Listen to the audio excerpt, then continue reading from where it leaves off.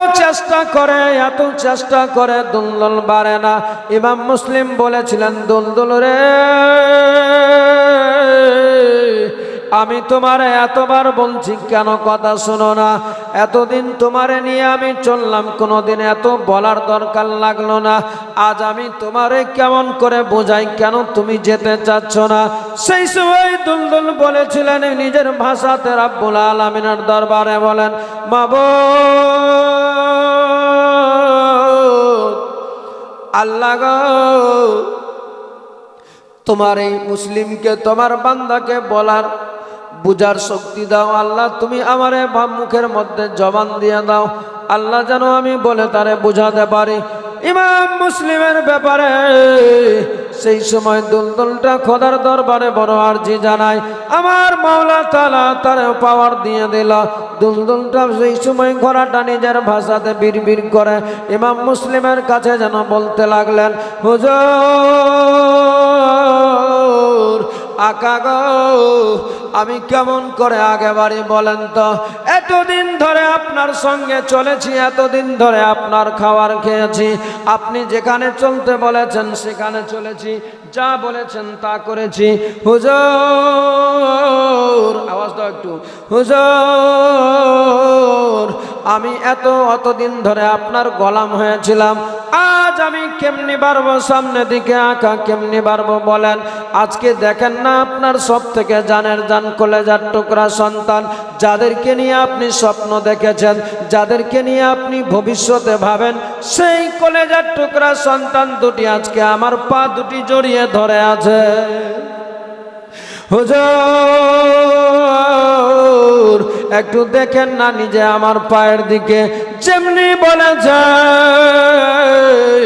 ইমাম মুসলিম সেই সময় ঘোড়ার নিজের চোখের ইশারা, কানের কথার ইশারা বুঝতে পেরে গেল। ইমাম মুসলিম দেরি না করে সাথে সাথে ঘোড়া থেকে নেমে গেল মাটিতে। নামার সাথে সাথে যেন দেখতে পাই ওই দুলদুল ঘোড়ার পা দুটি জড়িয়ে ধরে আছে ইব্রাহিম ও মোহাম্মদ। ইমাম মুসলিমের দুটি সন্তান দুটি পা জড়িয়ে ধরে নিয়েছে। ইমাম মুসলিম সেই সময় বলেছিলেন, বাবুরে তোমরা কেন এমনি করে ঘোড়ার এই পা দুটি ধরে আছো? সেই সময় বাচ্চা দুটি কাকতি মিনতি করে বলেছিলেন, আব্বা গো, ওগো আব্বা, আপনার সব জানা আছে ভালোভাবে, ওগো আব্বা, আপনারে না দেখতে গেলে, আপনারে না পেলে চলবো কেমন করে? আপনি জানেন ভালোভাবে, মা নাই আমাদের, মা চলে গিয়েছে আমাদেরকে ছেড়ে। আজ আমার মা নাই আমাদের পাশে, তোমার কাছে বাবা গো মায়ের মতো আদর যত্ন পেতাম, সেবা করতে তুমি। ও আব্বা, গোসল দিতে তুমি বাবা গো, খাওয়ার তুমি নিজে হাতে খাওয়াতে, কাপড় নিজে পরাতে। ও গো আব্বা, আজ তুমি আমাদেরকে ছেড়ে চলে যেতে চাচ্ছ এমনি করে? বলো আব্বা, বলো বলো বলো, তুমি চলে গেলে আমাদেরকে কে দেখবে? মায়ের আদর যত্ন করে বলে জানি না, তোমার হাত ধরে আমরা চলেছি, তোমার আদরে লালন পালন হয়েছি আব্বা গো, আর আজকে তুমি আমাদেরকে ছেড়ে চলে যেতে যাচ্ছ। না আব্বা যেন না, আমাদেরকে রেখে, আব্বা গো আমাদেরকে ছেড়ে যান না। আপনি যদি চলে যান আমরা কেমনি করে থাকবো, বাঁচবো না। আমার ইমাম মুসলিম বাচ্চা দুটির মাথায় হাত বুলাই আর বুকের মধ্যে জড়িয়ে ধরে বলেছিলেন, বেটারে তোমরা জানো ভালো করে, তোমার চাচা ইমাম হুসেন আকার কাছে আমার পারমিশন হয়ে গিয়েছে, আমার যেতে হবে কুফাতে। ও বেটারে, এত দূরের রাস্তা অতিক্রম করে যেতে হবে, পাহাড় পর্বত মরুভূমি দ্রুত গতিতে উত্তপ্ত গরমে যেতে হবে আমারে, তাই আমি নিয়ে যেতে চাই না তোমাদের সঙ্গে করে। বেটারে আমি গিয়ে পৌঁছাবো আগে কুফাতে, দেখবো কুফার মানুষ কি চাই, কুফার কি অবস্থা আছে। কুফার অবস্থা যদি ভালো থাকে, কুফার মানুষের ব্যবহার যদি ভালো লাগে, বেটারে আমি তখন চিঠি করে পাঠাবো নিজের ইমাম হোসেনের কাছে। সেই সময় ইমাম হোসেনের সঙ্গে তোমরা সবাই মিলে চলে আসবে, কোনো অসুবিধা হবে না, কোনো ডিস্টার্ব হবে না। বলেছিলেন আব্বা, আব্বা গো, আপনি জানেন ভালোভাবে আপনারে ছাড়া থাকতে পারবো না। না আব্বা, আমরা যাব না। আমার মুসলিম বলেছিলেন, বেটা রে, এত দূরের রাস্তা অতিক্রম করে যেতে যেতে উত্তপ্ত গরমে পিপাসা লেগে যাবে, তোমাদের পানি দিব কোত্থেকে, খাওয়ার চাইবে দিব কোত্থেকে। বলেছিলেন আব্বা, আব্বা গো, আমরা কখনো আপনার কাছে খাওয়ার চাইবো না গো আব্বা। জীবন যদি চলে যায়, পিপাসায় কলেজা ফেটে যায় আব্বা, তবু আপনার কাছে আমরা পানি চাইবো না, তবু আপনার কাছে কিছু চাইবো না। তবে একটাই আরজি জানাই আব্বা গো, আপনি আমাদের ছেড়ে যান না, সঙ্গে নিয়ে চলে। বলতে আছে বারে বারে একই কথা বলে, একই কথা বোঝায়, একই কথা বোঝায়, কোনো মতেই মানতে রাজি নয়, বুঝ মানতে রাজি নয়। শেষ পর্যন্ত যখন মানে না, আমার নবীর নওয়াসা হোসেনের নজর পড়ে গেল। দেখা যায় বারে বারে সন্তানদেরকে বোঝাচ্ছে। আমার নবীর নওয়াসা ইমাম হোসেন বলেছিলেন, মুসলিম, ও মুসলিম, কি ব্যাপার ভাই, এতক্ষণ হয়ে গেল, বের হলে না কেন? কি তোমার মনে যায়, কি কিছু বলতে চাচ্ছ? সেই সময় বলেছিলেন, হুজুর, ওগো আকা, আসলে আমার জানে ভয় নাই, ডর নাই, কিছু নাই। তবে দেখেন না, আমার এই কলেজার টুকরা সন্তানগুলো, এত রকম তাদেরকে বোঝাচ্ছি, এত রকম মানাচ্ছি, কোনো মতেই মানতে রাজি নয়। হুজুর, আপনি একটু বলেন না বাচ্চা দুটিকে, একটু আপনি বুঝান না আমার সন্তানদেরকে। এত দূরের রাস্তা অতিক্রম করে যাব, যেতে যেতে রাস্তায় বিন্দুর ঘটনা যদি ঘটে, পিপাসা যদি লেগে যায়, তাহলে দিব তাদেরকে কোত্থেকে? যার ফলে আমি নিষেধ করি, আমার বাচ্চারা বুঝ মানে না। হুজুর, একটু আপনি দয়া করে বলেন, আমার বাচ্চাদেরকে নিষেধ করেন যেন তারা না যায় আমার সাথে।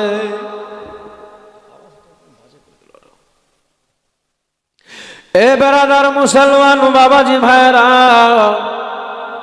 এ বাবা যেটা কম্পনটা হচ্ছে এটা বন্ধ কর না রে বাবা, যখন জোরে বলছি। ও আমার মা বোনেরা, ও আমার বাবাজি ভাইরা, আমার নবীর নওয়াসা যেমনি এই কথা শুনেছে, শোনার সাথে সাথে ইমাম হোসেনের চোখ দিয়ে যেন টস টস করে পানি বয়ে যেতে লাগলো, অশ্রু বয়ে যায়। বাস, আমার নবীর নওয়াসা আরো কমা। সেই সময় চোখে পানি দেখে ইমাম মুসলিম বলেছিলেন, হুজুর,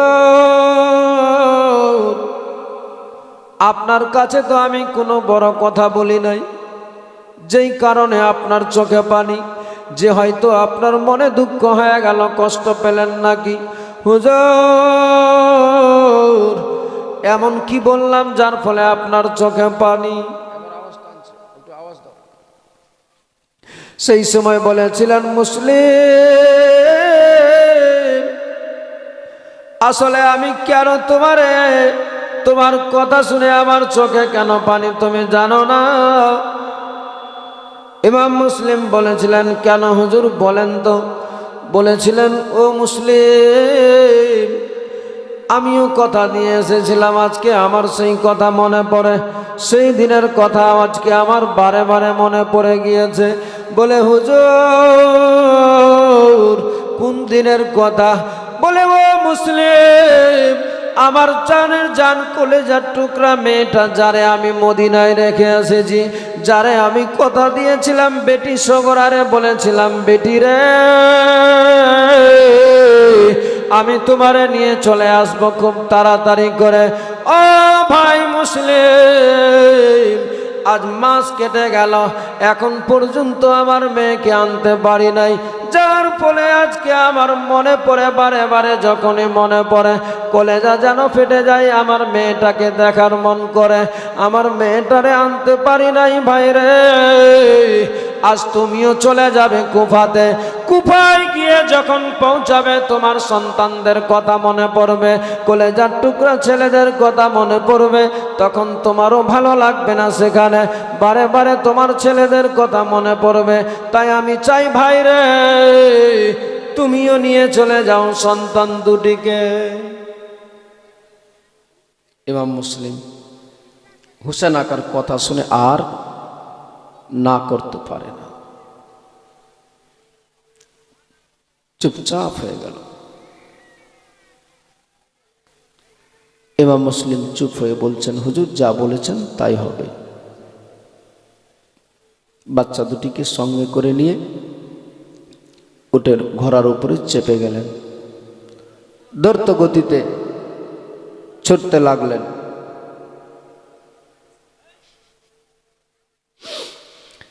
যেতে যেতে বাচ্চা দুটি বসে আছে, ধুলোবালি উড়ে চোখে পড়ে, কিন্তু তারপরেও কিছু বলে না। ভাই বলা যাবে না, বাবা নিষেধ করেছে আমাদের, কিন্তু আমরা শুনি নাই, মানি নাই, অতএব কোনো কথা বলা যাবে না, জান গেলেও বলা যাবে না। আর ওই দিকে কুফার মানুষ 2 কিলো 3 কিলোমিটার 1 কিলোমিটার দূরে রাস্তায় দাঁড়িয়ে থাকতেন যে নবীর নামাশা কখন আসবে, যে আমরা তাদের সম্বর্ধনা জানিয়ে, সম্মান জানিয়ে, নারা লাগিয়ে নিয়ে যাব নিজের কুফাতে, নিজের গ্রামে, নিজের শহরে। এই আশা নিয়ে তারা সব সময় দাঁড়িয়ে থাকতেন। আমার ইমাম মুসলিম রাদিয়াল্লাহু তাআলা আনহু সপরিক্তি বলে নিজের সন্তানদেরকে সঙ্গে করে নিয়ে ঢুকে পড়লেন। ছোটে বলি বাবা যেমনি ঢুকেছে ওই কুফার লোকেরা অপেক্ষায় ছিলেন, যেমনি দেখেছে যে ইমাম মুসলিম আছে, ইমাম মুসলিমের 2টি সন্তান যাদের চেহারাটা দেখতে একদম পূর্ণিমার চাঁদের মতো ঝলমল করে, বাচ্চা দুটিকে নিয়ে সব ঘাড়ে নেয়, মাথায় লাগায়, মাথায় উঠায়, মারহাবা আহলান সাহলান তাকবীর লাগায়, স্লোগান দিতে দিতে দিতে দিতে চলে গেলেন নিয়ে সরাসরি গভর্নরে, যেই গভর্নর হিসাবে যিনি নিযুক্ত ছিলেন নৌমান বিন বাসির, সেখানে পৌঁছালেন। সবাই দেখে খুশি, আনন্দিত, আত্মহারা, পাগল পারা হয়ে গিয়েছে। থাকার পরে কুফা শহরে থাকবেন, নিযুক্ত করলেন, নির্ধারিত করলেন কার বাড়িতে রাখা যাবে। সিদ্ধান্ত নিলেন হানি বিন ওরওয়া নামে যে আছে তার বাড়িতে রাখতে হবে। ইমাম মুসলিমকে, ইমাম মুসলিমের 2টি সন্তানকে নিয়ে হানি বিন ওরওয়ার বাড়িতে পৌঁছে গেলেন। কুফায় কুফার মানুষ এত আনন্দিত, এত খুশি, ইমাম মুসলিমকে পেয়ে সবাই আনন্দে আটখানা হয়ে গিয়েছে। সবাই চায় হুজুর আসেন আমার বাড়িতে। কেউ বলে একটু খালি শুধু আপনার কদম যদি আমার বাড়িতে থাকে আমার জীবন ধন্য হবে, হুজুর একটু আসেন আমার বাড়িতে। এমনি করে সবাই ডাকে। দেখতে দেখতে একটা সপ্তাহ গত না হতে হতেই ইমাম মুসলিমের হাতে হাত দিয়ে সবাই বাইত গ্রহণ করছে। বলে হুজুর, সবাই স্বীকৃতি যাপন দিচ্ছে, হুজুর আমরা হুসেনের দিওয়ানা, আমরা হুসেনের চাহানেওয়ালা, আমরা হুসেনকে ছাড়া কিচ্ছু চাই না, যদি জীবন দিতে হয় জীবন দিব, কিন্তু হুসেনের দামন ছাড়ব না, হুসেন আকাকে ছাড়া কিচ্ছু বুঝি না। কথা দিচ্ছি আপনারে, আপনি যত তাড়াতাড়ি পারেন ইমাম হুসেনকে আমাদের পাশে, আমাদের মাঝে ডেকে নেন। বলুন সুবহানাল্লাহ। ইমাম মুসলিম দেখছেন এই কুফার লোকদের আকার আকৃতি, তাদের ব্যবহার চলাফেরায় একটা সপ্তাহের মধ্যে প্রায় কম বেশ 12,000 কুফার মানুষ ইমাম মুসলিমের হাতে হাত দিয়ে বায়াত গ্রহণ করেছে। ইমাম মুসলিমকে তাদের ব্যবহারে মুগ্ধ করে দিয়েছে। ইমাম মুসলিম দেখছেন যে না, কুফার লোকের ব্যবহার প্রচণ্ড ভালো, এখন আর দেরি করা যাবে না, আমাকে খুব তাড়াতাড়ি আমার হুসেন আকাকে ডাকতেই হবে কুফার মতো জায়গাতে। যদি চলে আসে তা হতে গেলে এই কুফার লোকরা নিজের ঈমানটাকে তাজা করে নিবে, অতএব আর দেরি করা যাবে না। ইমাম মুসলিম তাই দেরি না করে চিঠি লিখছেন হুসেন আকার কাছে। হুজুর আসসালামু আলাইকুম, আমি আপনার চাচাতো ভাই গোলাম, আমি মুসলিম জানাই আপনার সালাম। হুজুর এই দেখেন, যেই কুফায় আপনি আমারে পাঠিয়েছেন, এই কুফার মানুষের এত ব্যবহার ভালো, দেখতে দেখতে একটা সপ্তাহ গত না হতে হতে এই কুফার মানুষ আমার হাতে হাত দিয়ে বায়াত গ্রহণ করেছে, আত্মসমর্পণ করেছে। তারা সবাই চায় আপনারে, তারা কথা দিয়েছে, ওয়াদা করছে, শুধু চায় আপনারে। একটা সপ্তাহের মধ্যে 12,000 কুফার মানুষ আমার হাতে হাত রেখে ওয়াদা করেছে, আপনাকে সবাই চাচ্ছে। তাই হুজুর আপনি যত তাড়াতাড়ি পারেন চলে আসেন কুফাতে। ইমাম মুসলিম চিঠিতে সব কথাগুলো লিখে দিয়েছে। হুজুর আর দেরি করা যাবে না, সব পরিবার মিলে আপনারা সবাই চলে আসেন কুফাতে। এতটাই রাখা দরকার, যত তাড়াতাড়ি পারেন চলে আসেন হুজুর। ইমাম মুসলিম চিঠিটা লিখে কাসিদের হাতে দিয়েছে, পিয়ন মাস্টারের হাতে দিয়েছে, যারে আমরা পিয়ন মাস্টার বলে বুঝি, যে যাও ইমাম হুসেনের কাছে দ্রুত গতিতে তুমি নিয়ে যাও, পৌঁছাও চিঠিটাকে। সে চিঠিটা পড়ে সপরিবার মিলে চলে আসবে তাড়াতাড়ি আমাদের মাঝে। ও কুফার লোকেরা, তোমরা চিন্তিত হয়েও না, দেখো খুব তাড়াতাড়ি চলে আসবে। বেরাদার মুসলমান বাবা ভাই, চিঠিটা লিখতে নাই, চিঠিটা কাসিদের হাতে দিতে নাই। কিছু দুম কাটা মানুষ থাকে না, ভালো জিনিস সহ্য হয় না। আগে ছিল, এখনো আছে, আগামীতেও থাকবে। ওই এজিদের তলোয়া চাটা কিছু মানুষ ছিল, একজন চট করে চিঠি লিখলো, জাহাফানা আপনি কিছু জানেন? কুফা এখন আপনার হাত থেকে বেরিয়ে যাচ্ছে, আপনি কি শুনেননি? আপনি কি জানেন না যে এই কুফাতে এখন নবীর নওয়াসা ইমাম হুসেনের চাচাতো ভাই ইমাম মুসলিম দুটি বাচ্চাকে নিয়ে এসে প্রবেশ করেছে কুফাতে। একটা সপ্তাহের মধ্যে 12,000 মানুষ হাতে হাত দিয়ে বায়াত গ্রহণ করেছে। ইমাম হুসেনের জন্য সব পাগল পারা হয়ে আছে। ইমাম হুসেনের কাছে চিঠিও চলে গিয়েছে। আপনার নির্ধারিত করা, আপনার নিযুক্ত করা যে গভর্নর নৌমান বিন বাসির, সেও কোনো কথা বলে না। আপনি তাড়াতাড়ি করে পদক্ষেপ নেন, নচেত কুফা আপনার হাত থেকে বেরিয়ে যাবে। এই চিঠি লিখে এজিদের কাছে পাঠিয়ে দিল একজন। যেমনি এজিদের কাছে খবর গেল, এজিদ যেমনি চিঠিটাকে দেখেছে,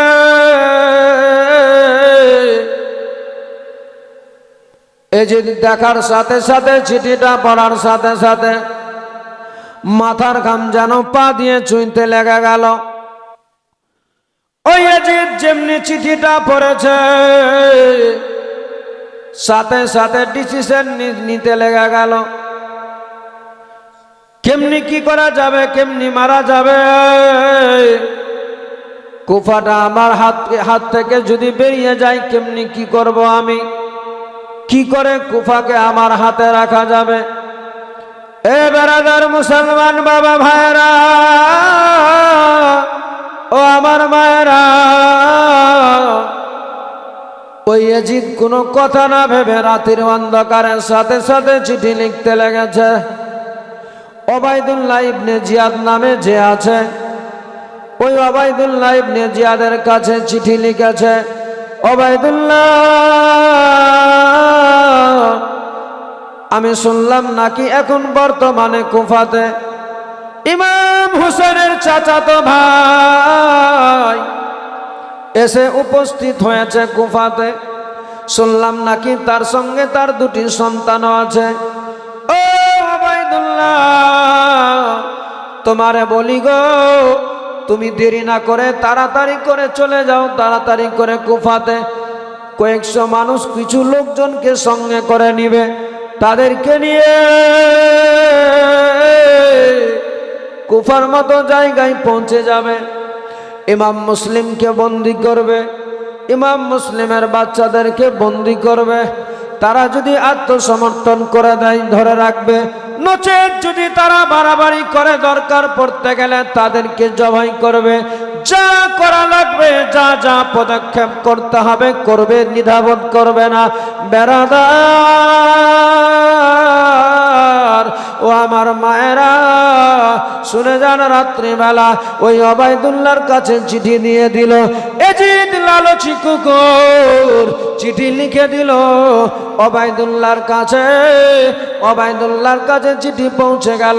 ওবায়দুল্লাহ যেমনি চিঠিটা দেখেছে, সাথে সাথে কিছু লোকজনকে সঙ্গে করে নিয়ে বেরিয়ে গেলেন কুফার দিকে। ওই কুফার মানুষ যখন চিঠিটা ইমাম মুসলিম লিখেছিল ইমাম হুসেনের কাছে গো, সেই দিন থেকে নিয়ে প্রতিদিন রাস্তার ধারে ইমাম হোসেনের জন্য দাঁড়িয়ে থাকতেন, রাস্তা চেয়ে থাকতেন। কিন্তু দেখেন না, মাগরিব নামাজের পরে সন্ধ্যাবেলাতে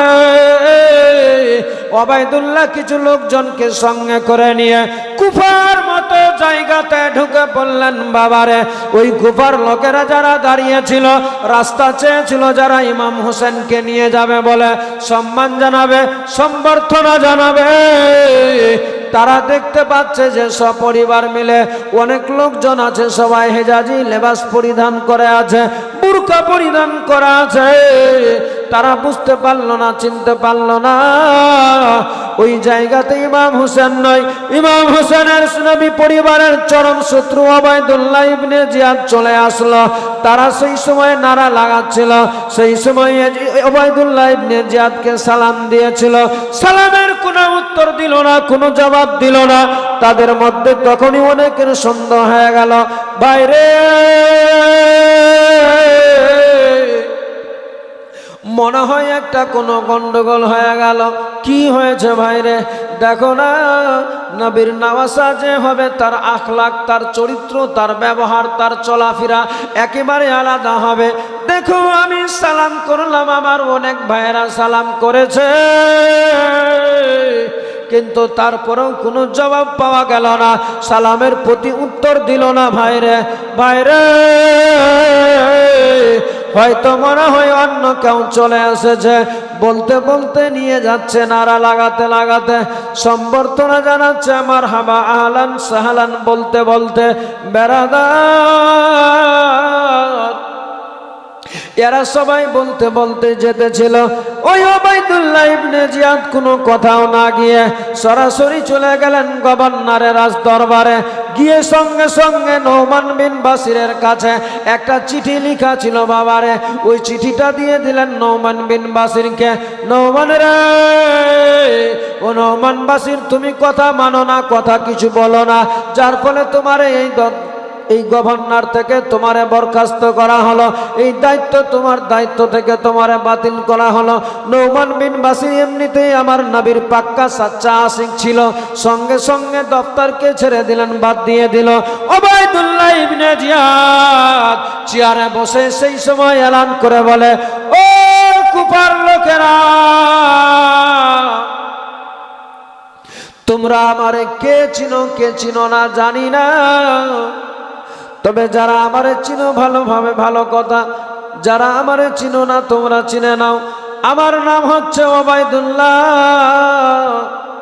আমি জানি না শুনলাম নাকি এখন তোমাদের বাড়িতে ইমাম মুসলিম নবীর নামাজ আছে আর নাকি তার দুটি সন্তান রয়ে আছে।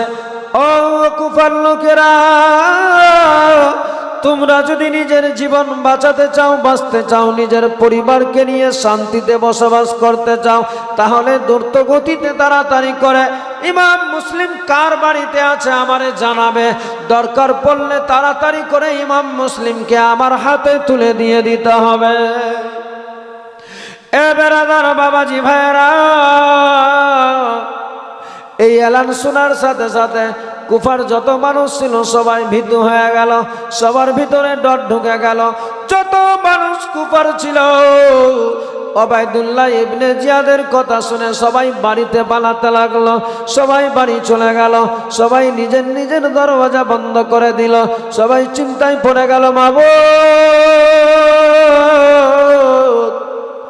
আল্লাহ গো, যারে নিয়ে এত স্বপ্ন দেখেছিলাম আমরা, যারে নিয়ে এত কষ্ট করে নিয়ে আমরা পেলাম, আজকে আমাদের মাঝে যারে পেয়েছিলাম আজকে সে নাকি তার জন্য এলান করে দিল যদি তার সঙ্গে আমরা মিশি, যদি তার পাশে দাঁড়াই তাহলে আমাদের জীবন চলে যেতে পারে। যার ফলে সবাই চলে গেলেন বাড়িতে। বেরাদার, ইমাম মুসলিম জানতে পারেনি, বুঝতে পারে নাই মাগরিবের নামাজ পড়ার জন্য তারপরে দিন চলে এসেছে। যখন নামাজ আদায় করতে যায় কুফার মানুষেরা প্রায় 400 থেকে 500 মানুষ হবে। ইমাম মুসলিম যখন সালাম ফিরাতে গিয়েছে বাবারে, মাত্র কয়েকটা লোক আছে, বাকি সবাই পালিয়ে চলে গিয়েছে। ইমাম মুসলিম সেই সময় বলেছিলেন, ও আমার ভাইরা, আমি যখন নামাজ স্টার্ট করি, নামাজ আরম্ভ করি, তখন দেখলাম কয়েকশো মানুষ ছিল। এখন সালাম ফিরাতে ফিরাতে দেখতে পাচ্ছি মাত্র কয়েকটা লোক আছে, বাকি সব পালিয়ে চলে গেল। এবারে তাদের মধ্যে থেকে যারা ছিল তারা বলেছিলেন, হুজুর আকা গো, আসলে তারা এই জন্যই চলে গিয়েছে, কেউ থাকবে না আপনার পাশে। ইমাম মুসলিম বলেছিলেন, কেন কেন কেন কেন বলো? তারা বলেছিলেন, হুজুর ওবায়দুল্লাহ ইবনে জিয়াদ এসে পৌঁছেছে, রাজ দরবারে এলান করে দিয়েছে আপনারে যে আশ্রয় দিবে, আপনারে যে পাশে রাখবে, তাদেরকে কেউ ছাড়বে না, তাদের জীবন নিয়ে নিবে, তার বংশধরকে, তার পরিবারকে রাজ দরবারে উল্টো করে টেঙে দিবে, তাদেরকে জবাই করে দিবে। যার জন্য আমরা হুজুর সবাই নিজে নিজে নিজের জীবন বাঁচানোর জন্য আপনারে ছেড়ে পালিয়ে চলে গিয়েছে। ইমাম মুসলিম যেমনি এই কথা শুনেছে, চোখ দিয়ে টস টস করে যেন অশ্রু পানি বয়ে যায়। ইমাম মুসলিম কাঁদছিলেন বাবা এই জন্য, বলে আল্লাহ, আজকে যেই কুপার মানুষগুলো এতদিন ধরে আমার জন্য পাগল দিওয়ানা হয়ে গিয়েছিল, এই লোকগুলো আজকে আমাকে সবাই বলে ভুলে গেল, আজ আমার কাছ থেকে দূরে সরে গেল। আজকে আমার যা হবে হবে, তাতে আমার অসুবিধা নাই, কিন্তু মাবুদ, আমি যে আমার চাচা, আমার আপন চাচাতো ভাই, আমার হুসেন আকাকে চিঠি করেছি, আমার হুসেন আকার কাছে চিঠি চলে গিয়েছে। এখন আমার হুসেন আকা চিঠি পাওয়ার সাথে সাথে সপরিবার মিলে চলে আসবে কুফাতে। যেমনি কুফাতে আসবে, কুফার লোকের এই অবস্থা দেখে আমার হুসেন আকা ভাববে মুসলিম বিপদে পড়েছিল, যার ফলে আমাদেরকেও বিপদে এনে ফেলে দিয়েছে এমনি করে।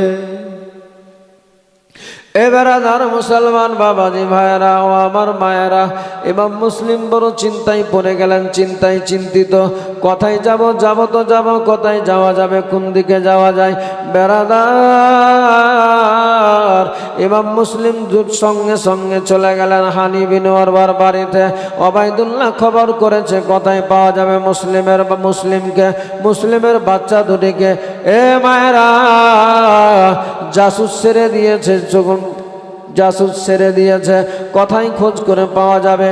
যে এনে দিবে ইমাম মুসলিমকে আমার নিকটে, যে আমার দরবারে মুসলিমকে এনে দিবে গো, তারে বড় ইনাম দেওয়া যাবে, তারে অনেক অর্থশালী টাকা দেওয়া যাবে।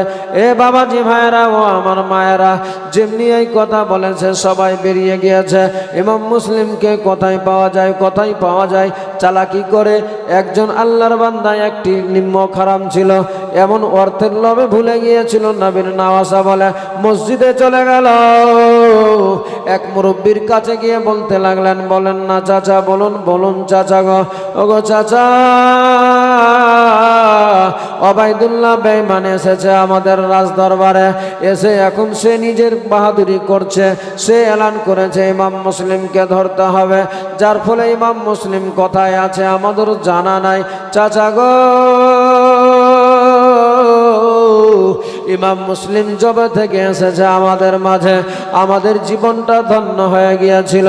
ওগো চাচা, একটু বলে দেন আমার ইমাম মুসলিম কোথায়? তারে দেখে আমার মনটা ঠান্ডা হয়ে যাবে, কলেজাটা জুড়িয়ে যাবে। চাচা গো, একটু বলুন না। বয়স্ক মুরব্বী মানুষ ছিল, মায়া দয়া হয়ে গেল। ওই লোকটার কথা শুনে সঙ্গে সঙ্গে বলে দিল, বলে যাও যাও, তুই তোমার দরকার লাগে দেখা করতে চাও, হানি বিন ওরওয়ার বাড়িতে আমার মুসলিম আকা আছে। বলতে নাই, যেমনি বলেছে বলার সাথে সাথে চলে গেলেন বাবা। ওই লোকটা যে বাবারে টাকাতে বিক্রি হয়ে গিয়েছিল, ওবাইদুল্লাহ ইবনে জিয়াদের কথাতে সে কিন্তু বেরিয়েছে বাবারে, বুঝতে দিল না কাউকে। ইমাম মুসলিমের নিকটে গিয়ে পৌঁছেছে। দেখতে পাওয়া যায় অনেক মানুষ চুপি চুপি ইমাম মুসলিমের নিকটে আছে। সবাই জানো ইমাম মুসলিমের পাশে। এই লোকটাও গিয়ে বলতে লাগলেন, হুজুর আপনার জন্য আমি দিওয়ানা, আপনারে না দেখতে গেলে ভালো লাগে না। হুজুর আপনার নিকটে আমারে রাখেন, আপনি আমারে বাধা দিয়েন না, বাধা দিয়েন না। রহমাতাল লিল আলামিনের নাতি নাওয়াসার মায়া হয়ে গেল, দয়া হয়ে গেল। সঙ্গে সঙ্গে বলে, তাহলে তুমি থাকতে পারো। সারাটি রাত থাকলেন বাবারে, ইমাম মুসলিমের নিকটে থাকলেন। সারাটি রাত কেটে গেল। ফজরের নামাজের পরে ওই বেঈমান গাদ্দার ওবাইদুল্লাহর দরবারে চলে গেল। বলে, জাহাপানা, আপনার আর মুসলিমকে কোথাও খুঁজতে যেতে হবে না। কেন যেতে হবে না?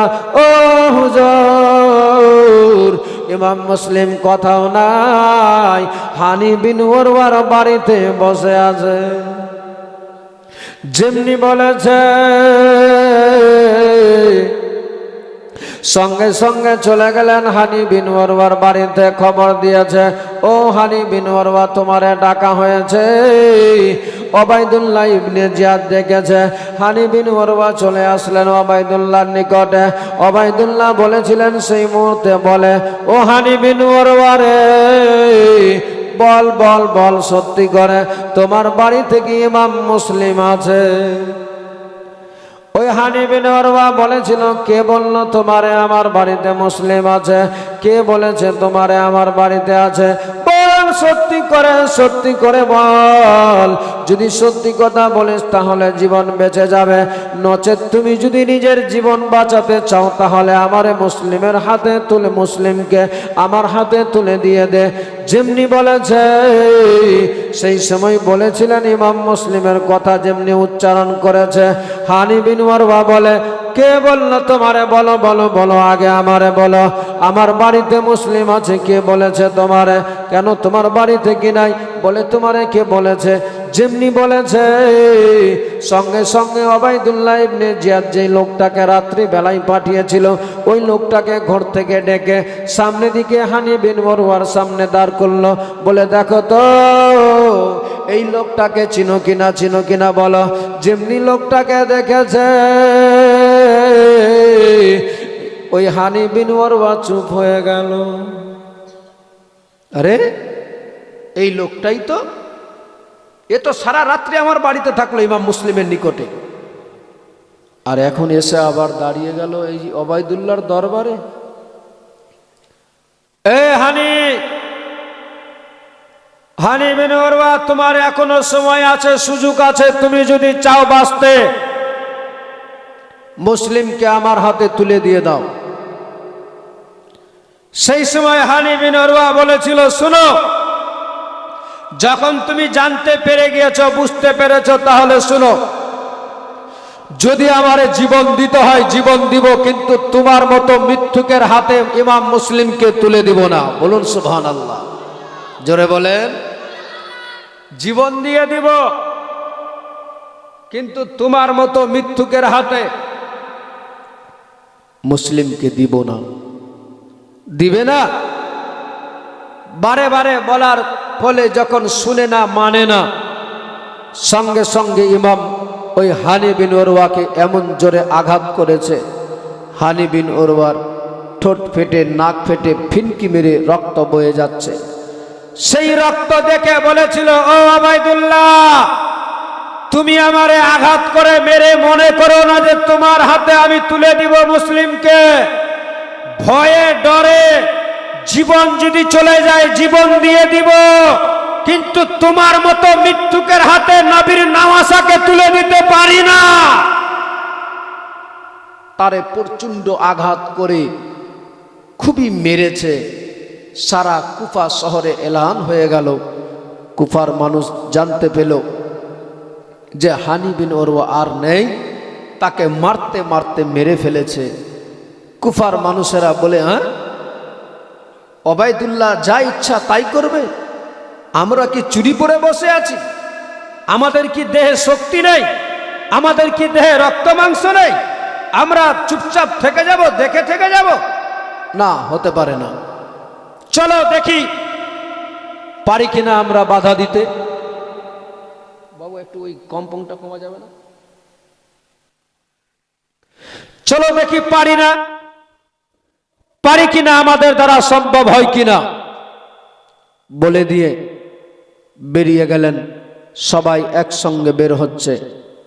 যখন বেরাচ্ছে, একটু লাগবে হালকা, যখন বের হচ্ছে, সেই সময় ইমাম মুসলিমও জানতে পেরেছিলেন।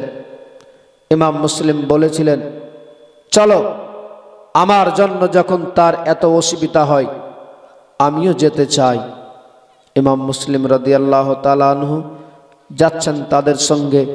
যেতে যেতে যেতে যেতে যেতে যেতে খবর পেল যে না, ইমাম মুসলিম হানি বিন উরওয়াকে মেরে ফেলা হয়নি, তবে তারে আঘাত করা হয়েছে। তখন ওই কুফার লোকেরা বলেছিলেন, হুজুর, আপনি যেন না, আমরা গিয়ে দেখছি ব্যাপারটাকে কি করা যায়, তবে আমরা দেখব। আপনাকে আপাতত যেতে হবে না, আপনি বাড়ি চলে যান, আপনি হানি বিন উরওয়ার বাড়িতে যান। এবার আধার বাবাজি ভাই চলে গেলেন। সন্ধ্যা হয়ে গেল। সবাই গিয়ে দেখছে হানি বিন উরওয়াকে প্রচণ্ড আঘাত করা হয়েছে। খবর চতুর্দিকে ছড়িয়ে গেল। কুফার মানুষেরা আরো ভয়ে ভীতু হয়ে গেল। কুফার মানুষ সবাই থরথর করে কাঁপতে লাগলো। হাইরে, কি সর্বনাশ! এত বড় সুন্দর আমাদের এলাকা কুফা শহর, আজ এই ওবাইদুল্লাহ এসে এমন এলান করেছে, যার ফলে সবাই সবারে বলে ভুলে যেতে চায়। আর কি হবে? ইমাম মুসলিম বাড়িতে এসে হানি বিন উরওয়ার বাড়ি থেকে ভাবছেন বসে বসে, মাওলা, আজ আমার জন্য এই লোকটাকে বড় আঘাত পেতে হয়েছে, আমার জন্য এই লোকটাকে বড় কষ্ট পেতে হয়েছে।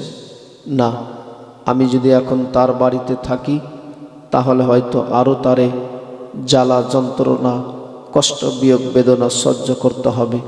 অতএব না, আমি আর তার বাড়িতে থাকবো না। দেখি কোথাও যদি আমার থাকার ব্যবস্থা পাওয়া যায় থাকবো, নচেত খোলা আকাশের নিচে কোনো জায়গায় আশ্রয় নিব।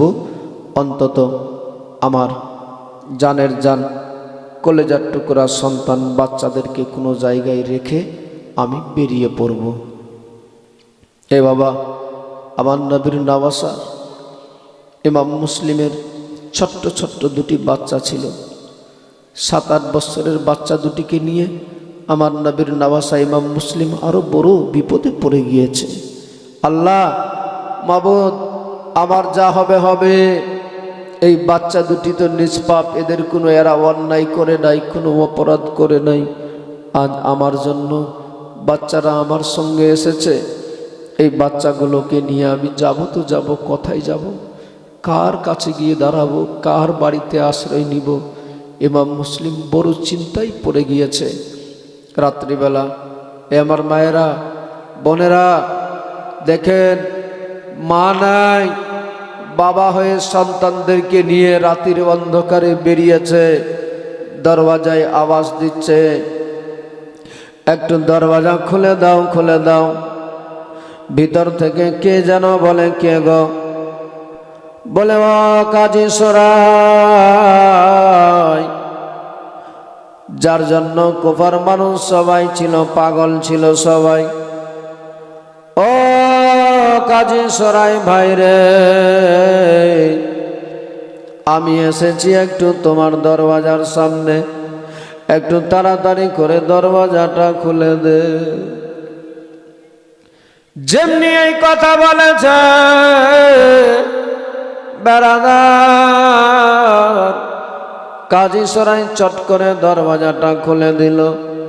আর খুলে দিয়ে বাচ্চা দুটিকে খপ করে নিয়ে নিল, ইমাম মুসলিমকে ভিতরে ঢুকিয়ে নিল, আর দরওয়াজাটা চট করে বন্ধ করে দিল।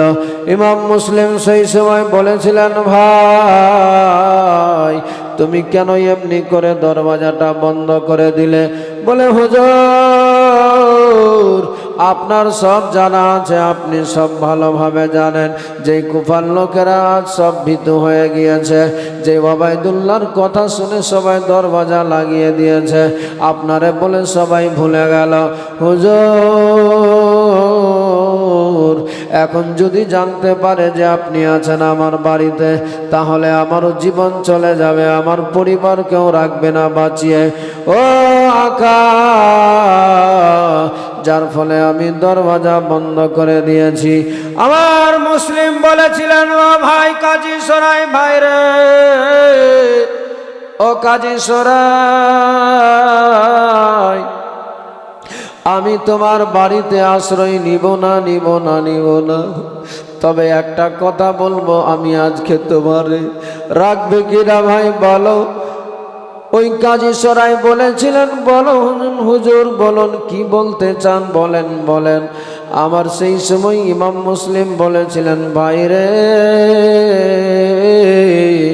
এই কথাটা যদি আজকে আমার রাখো, এর বদলা দুনিয়ায় দিতে পারবো কি পারবো না জানি না, তবে আমার নবী মুস্তাফাকে বলে তোমারে হাউজে কাউসারের পানি পান করাবো। হাউজে কাউসারের পানি পান করিয়ে তোমারে আমার নবী মুস্তাফাকে বলে জান্নাতের ভিতরে নিয়ে যাব। এ কাজী সরাই ভাই রে, একটা কথা বলবো তোমারে। বলেছিলেন, বলুন হুজুর। বলে, আমি থাকবো না তোমার বাড়িতে, আমি জানি আমার জন্য হয়তো তোমার জীবন চলে যেতে পারে, তবে ভাই আমার ছোট্ট ছোট্ট বাচ্চাগুলো যারা কোনো অপরাধ করে নাই, যারা কোনো কিছু জানে না, যারা খেলাফত বলে বুঝে না, অন্যায় অপরাধ করে বলে তাও জানে না রে ভাই, ও ভাই কাজী সরাই, আমি বলতে চাই, এই আমার বাচ্চা দুটিকে রেখে দাও তোমার কাছে। এই বাচ্চাগুলোকে যদি সুযোগ পাও, সময় পাও, তাহলে একটু দয়া করে আল্লাহর ওয়াস্তে কোনো কাফেলার সাথ ধরিয়ে মদিনার দিকে পাঠিয়ে দিবে। ভাই আমি চলে যাব এখান থেকে বেরিয়ে, এত বড় খোলা আকাশের নিচে পৃথিবীতে কুফা শহরে দেখি আমি কোথাও জায়গা পাই কিনা, কোনো জায়গায় আশ্রয় পাওয়া যায় কিনা রে বাইরে। আমি চলে যাব তোমার বাড়িতে, থাকবো না তোমার বাড়িতে, তবে আমার বাচ্চা দুটিকে তোমারে রাখতে হবে। কাজী সরাই বলেছিলেন, হুজুর আপনিও থাকেন আমার বাড়িতে, আমার জীবন যাবে। আমার সন্তানরা যাবে, আমার বিবি বাচ্চারা মেরে দিবে, আমার পরিবারকে মেরে দিবে, তাতে আমার কোনো পরোয়া নাই। আপনিও থাকেন আমার বাড়িতে। আমার মুসলিম আকা বলেছিলেন, না না না, আমি তা হতে দিব না, তবে আমার বাচ্চা দুটিকে আশ্রয় দিতে হবে, একটু তাদেরকে রাখতে হবে, না বলতে পাবে না। বেরাদার, ইমাম মুসলিম বলে দিয়ে বাচ্চা দুটির মাথায় হাত বোলাচ্ছে। বাচ্চা দুটি সেই সময় বলেছিলেন, আব্বা, ও আব্বা, আপনি কেন এমন করে আজকে আমাদের মাথায় হাত বোলাচ্ছেন গো আব্বা? আমরা দেখেছি মদিনার মতো জায়গাতে যাদের মা নাই, যাদের বাবা নাই, যারা এতিম হয়ে যায়, তাদের মাথায় সবাই হাত বুলাই গো আব্বা। আজকে আমাদের মাথায় কেন এমনি করে হাত বুলিয়ে যাচ্ছেন আব্বা? কেন আমাদের কি ছেড়ে আপনি কোথাও চলে যেতে চান গো আব্বা? যেমনি বলেছে ইমাম মুসলিমের যেন কলিজা পর্যন্ত পেটে যাচ্ছে। ইমাম মুসলিম মনে মনে ভাবে, মাবো ওগো আল্লাহ,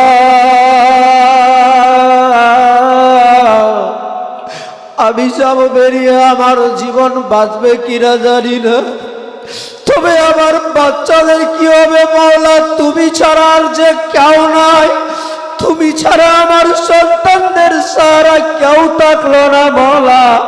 আমি বেরিয়ে যাচ্ছি এখান থেকে, তুমি আমার সন্তানদের হেফাজত করিও। বাচ্চাদেরকে বুকে জড়িয়ে মাথায় কপালে চুম্বন দিয়ে বলছেন, বেটারে তোমরা চিন্তিত হয় না বেটা, তোমরা কেঁদো না, তোমাদের কিছু হবে না, তোমার আব্বার কোনো ক্ষতি হবে না। একটা বাড়িতে তিনজন থাকবো, তাহলে কেমনি হবে রে বেটা? আবার ইমাম মুসলিম নবীর নওয়াজা শুধু বাচ্চাদেরকে দিচ্ছেন সান্ত্বনা। এই সান্ত্বনা দেওয়া ছাড়া যে কিছুই ছিল না, যার জন্য শুধু সান্ত্বনা দিয়ে বলে, বেটারে চিন্তিত হয় না, হয় না, আমি বেরিয়ে যাচ্ছি বেটা, তোমরা থাকো বলে দিয়ে বেরিয়ে গেলেন। এ বেরাদার মুসলমান, আমার ইমাম মুসলিম রাত্রির অন্ধকারে বেরিয়ে গেল। ওই মক্কা কুফা শহরে বেরিয়েছে। ঠিক আছে ভাই, ছেড়ে দাও, যেমনি আছে চালাইনি বলবে। ইমাম মুসলিম কুফা শহরে বেরিয়ে গেল। যেই কুফার মানুষের পাগল দিওয়ানা হয়েছিল, যেই কুফার মানুষেরা ইমাম মুসলিমের জন্য পাগল আশিক হয়ে গিয়েছিল, সেই ইমাম মুসলিম দেখছে রাতের অন্ধকারে চতুর্দিক দিয়ে সবাই দরওয়াজা বন্ধ করে দিয়েছে। যেই জানলাগুলো খুলে রাখতো, সমস্ত জানলা খিড়কি সব লেগে গিয়েছে। ইমাম মুসলিম যেই দিকে যাচ্ছে দরওয়াজা বন্ধ, যেই দিকে যাই জানলা লাগানো। ইমাম মুসলিম সারাটি রাত্রি চলছে, ক্লান্ত হয়ে পড়েছে, আর চলতে পারে না। খাবার নাই, পেটে পিপাসা লেগেছে, পিপাসায় যেন কলেজা ফেটে যাচ্ছে। মুসলমান দেখবেন, যারা যখন বিপদে পড়ে যায়, যখন মুসিবতে পড়ে, পিপাসায় কলেজা শুকিয়ে যায়, টুটি শুকিয়ে যায়। আমার ইমাম মুসলিম বিপদে পড়েছে, রাত্রির অন্ধকারে সবাই দরওয়াজা বন্ধ করে দিয়েছে। আমার ইমাম মুসলিম পিপাসায় যেন তার কলেজা ফেটে যাচ্ছে। এক গ্লাস, এক পেয়ালা কেউ পানি দিবে, পানি দেওয়ার মতো কেউ ছিল না ইমাম মুসলিমের নিকটে। ইমাম মুসলিম চতুর্দিকে তাকাচ্ছে, ডানে তাকায়, বামে তাকায়, কেউ নাই পানি দেওয়ার ইমাম মুসলিমকে। কাউর দরওয়াজায় আওয়াজ দেয়, কোনো সাড়া পাওয়া যায় না। চলতে চলতে ক্লান্ত হয়ে পড়েছে ইমাম মুসলিম, আর চলতেও পারে না বাবারে। হঠাৎ করে দূরে যেন দেখা যাচ্ছে কে যেন একটা লালটেন নিয়ে, একটা প্রদীপ নিয়ে, একটা আলো নিয়ে দাঁড়িয়ে আছে। কে যেন অপেক্ষায়, কারো জন্য যেন অপেক্ষায় আছে। ইমাম মুসলিমের মনে একটা পরিবর্তন আসলো, একটু সাহস হয়ে গেল, মাবুদ যদি ওই লোকটা ওই জায়গায় যেখানে আলো দেখা যায় তার নিকটে যদি যাই তাহলে হয়তো একটু কিছু পাওয়া যাবে, সাহায্য করবে সে। যার ফলে ইমাম মুসলিম এক পা দুই পা করে যেন সামনের দিকে অগ্রসর হচ্ছে। গভীর রাত্রি হয়ে গিয়েছে। ইমাম মুসলিম ওই দেখতে পাওয়া যায় একটা কে যেন লালটেন নিয়ে দাঁড়িয়ে আছে। ইমাম মুসলিম নিকটে গেলেন, দেখছে যেন একটা বুড়ি মা, যার নাম ছিল বাবা তাওয়া। এই বুড়িটাকে দেখে বলেছিলেন, মা গো, ওগো মা, আমার পিপাসা লেগেছে, মা একটু পানি পাওয়া যাবে গো মা। যেমনি শুনেছে আমার মা বোনদের এমনিতে অন্তরে মায়া হয়ে দয়া হয়ে যায়। কাউরে দেখবেন বাবা, কেউ যদি কাঁদে, কি কারণে কাঁদে জানে না, দেখবেন আমার মা বোনদের চোখে পানি আসে। যেমনি ইমাম মুসলিম বলেছে, মা গো একটু পানি দিবে, আবার পানি দিবে, বলার সাথে সাথে মহিলাটার, ওই বুড়িটার অন্তরে মায়া হয়ে গেল, দয়া হয়ে গেল। ইমাম মুসলিম রাদিয়াল্লাহু তাআলা আনহুকে কোনো কথা না জিজ্ঞেস করে চট করে চলে গেলেন বাড়িতে। বাড়িতে একটা ঘুটির মধ্যে একটা বর্তনে পানি নিয়ে এসে ইমাম মুসলিমের হাতে দিয়ে দিল। ইমাম মুসলিম পানিটাকে বিসমিল্লাহ বলে পান করে নিলেন। বাবারে, পান করার পরে বলে, মা গো, তুমি আজকে আমারে পানি দিয়ে সাহায্য করলে, তবে তোমারে কথা দিচ্ছি মা, এই পানির বিনিময়ে পৃথিবীতে তোমারে দিতে পারবো কিনা জানি না রে মা, তবে আমার নবী মুস্তাফাকে বলে তোমারে আমি হাউজে কাউসারের পানি পান করাবো। যেমনি এই কথা বলেছে, ওই তাওয়া বুড়িটা বলে, বাবারে তুমি কে? তোমার একটু পরিচয় জানা লাগবে, একটু বলো তো। সেই সময় বলেছিলেন, মা, আমারে তুমি কি চিনতে পারলে না? ও মা, আমি অন্য কেউ নাই, যার জন্য এই কুফার মানুষ পাগল পাড়া হয়েছিল, যার জন্য সবাই পাগল হয়ে গিয়েছিল গো মা, আমি সেই মুসলিম, আমি হোসেনের আপন চাচাতো ভাই মুসলিম বিন আকিল। মা গো, আজকে আমার জন্য সবাই দরওয়াজা বন্ধ করে দিয়েছে, আমার জন্য সবাই দরওয়াজা লাগিয়ে দিয়েছে। মা, আমার পাশে কেউ নাই, বড় পিপাসা লেগেছে, যার ফলে তোমার কাছে এসেছিলাম। মা গো, তুমি আজকে আমারে পানি দিয়ে আমার অন্তরটা ঠান্ডা করে দিলে। ইমাম মুসলিম যেমনি এই কথা বলেছে, বাবারে, ওই বুড়িটা সেই সময় বলেছিলেন, ও বাবারে, ও বাবারে, ঘর পেয়েছি আমি নবীর ওসিলায়, জীবন পেয়েছি নবীর ওসিলায়। আমার আল্লাহ তাআলা কিছুই বানাতো না, যদি নূরে মুহাম্মদ বিশ্ব নেতাকে না তৈরি করত তাহলে কিছুই হতো না। সেই নবীর ওসিলাতে আমরা এসেছি পৃথিবীতে।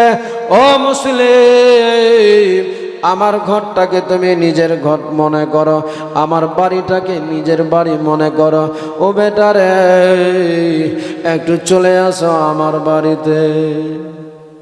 অনেক গভীর রাত্রি হয়ে গিয়েছে। ইমাম মুসলিম সেই সময় বাবারে চলে গেলেন বাড়ির ভিতরে, নিয়ে গিয়েছে বাড়ির ভিতরে। ইমাম মুসলিম বলেছিলেন, মা, ওগো মা, আমার আর ভালো লাগে না গো মা গো, বড় ক্লান্ত হয়ে পড়েছি। ইমাম মুসলিমের কথা শোনার সাথে সাথে চট করে বুড়িটা নিজের ঘরে গিয়ে একটা প্লেটের মধ্যে কিছু খাওয়ার রুটি নিয়েছে, তরকারি নিয়ে এসে ইমাম মুসলিমের সামনে দাঁড় করেছে। বলে, বেটারে, যদিও আমি গরিব মানুষ আছি বাবারে, তবে এই আমার নাস্তাটাকে একটু গ্রহণ করে নাও, এই আমার খাবারটাকে নিয়ে নাও।